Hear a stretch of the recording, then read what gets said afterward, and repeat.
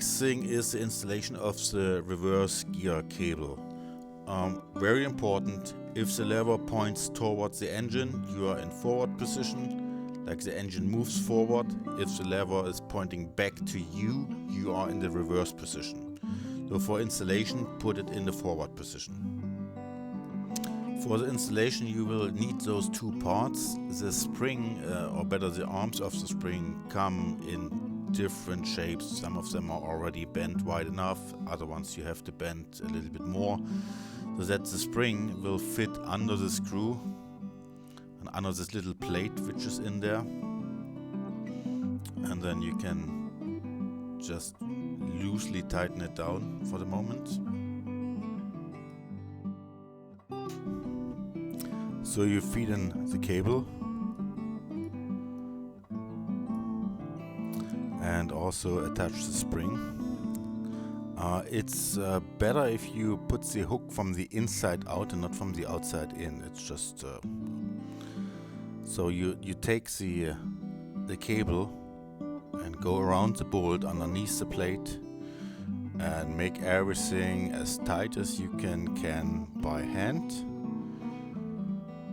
and then just tighten down those two bolts.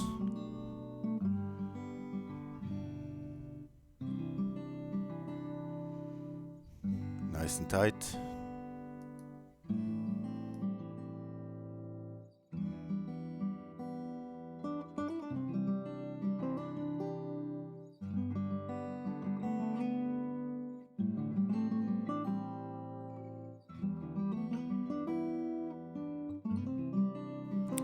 Okay, next do a check if the function is really working, everything is working. Go back to the handlebar and flip the lever back to you, which means reverse position. Go back to the driven clutch, turn it, and you should see that the sprocket is turning in the opposite direction.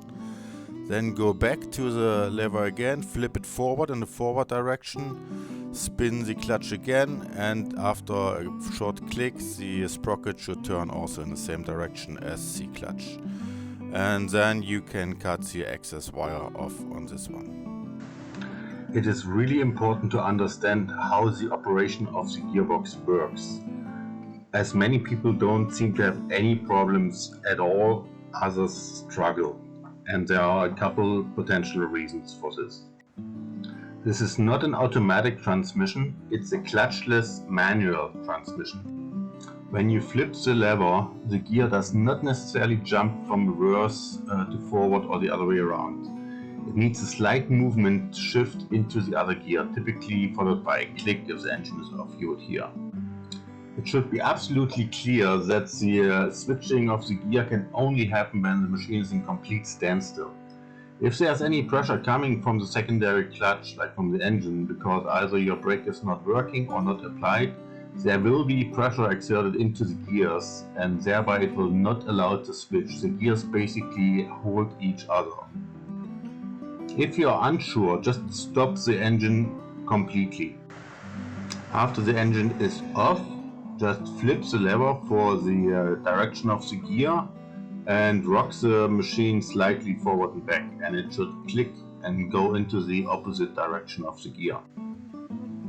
Do not exert any manual pressure on the lever without any movement, like the rocking of the machine by the track or the secondary clutch.